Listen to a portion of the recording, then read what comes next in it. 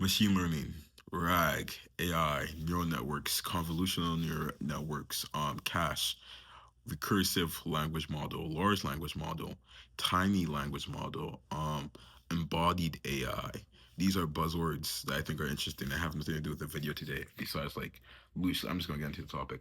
So, what I've been doing for the past couple of days before 26 as well is that I've been really focused on the foundations of machine learning because I think one of my biggest issues is that I really like research, but then a lot of the research papers I read, I have to go straight to ChatGPT or Notebook LM to break a lot of the concepts down because my foundations are very, very weak. So I've been saying, okay, for the what I'm going to focus on from here on out is just going to be the foundation. So what I've been doing is I've been focusing on one step at a time. So like stuff like neural networks, auto encoders, stuff along those lines. I've been doing that. And what I do is I take a topic, I watch a couple of videos, I read a couple notes, I read a couple websites, and then I talk with ChatGPT to get some analogies in my head and break a get proper understanding to the point where I can explain in my own words.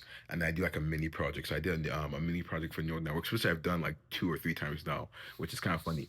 But I think it's good because the more I do repetitively, the more I reinforce the ideas in my head. Currently, I'm on other encoders. Thank Lord I'm in America right now. But since I've been traveling today, I haven't really had the time to work on a auto encoder project on my laptop. But I've just been watching videos. I watched like one or two to first one to introduce the ideas and concepts, the second one to reinforce it.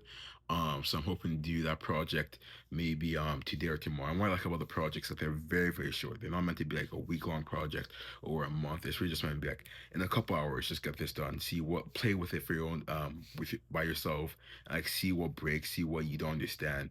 And if anyone watching this is curious how I do it, mainly I just have like ChatGPT kind of create like a Lego manual of what to do, and then like I copy it. Like I don't like copy and paste. I like write it word for word, and then from there, after all the code has been written, and I play around with a couple stuff.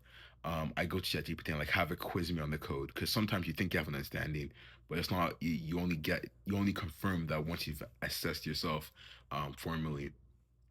Um, but I do think it's cool. I think with Big Think AI, the biggest AI steering organization at UMD, we're hoping to do something similar. 'Cause I was talking about that with them about doing an auto encoder workshops because I've been like just practicing auto encoders, and they're like, yeah. And then we had the conversation about how we should do a similar roadmap for students because we are getting to a point where we want to introduce the students to more challenging concepts, more cool topics, like a lot of the research papers that are coming out, like what I said earlier, or mentioned earlier, like recursive language models. There was a really cool research paper that came out recently about that, and it'll be really cool to do like a workshop, just talk about it with people. But the issue is that the foundations are not there for most of our members, from what I've seen. So it would be weird for us to say, okay, let's go all the way to the end, right, or the front to the frontier of knowledge without you guys understanding how we even got there.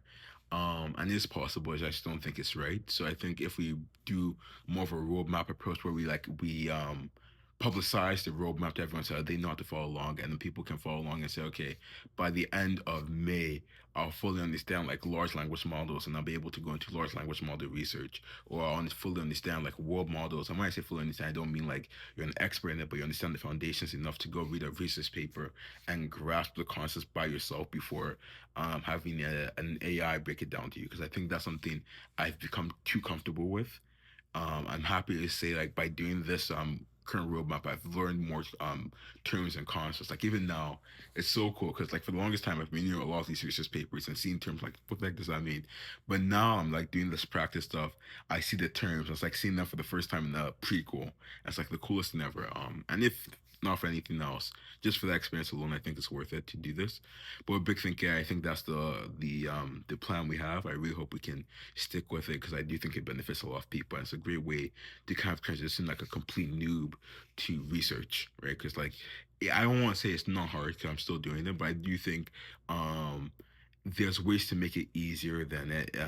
There's ways to make it easier than it currently is, right? The learning path, because I think it's easy to be attracted by the shiny things, the state of the art and all of that. But then when you do that, you have a loose foundation. And the Bible actually kind of talks about this. But like once you have a loose foundation, everything kind of falls apart. So that's what I'm trying to avoid. But besides that, I have nothing else to say. So have a great day.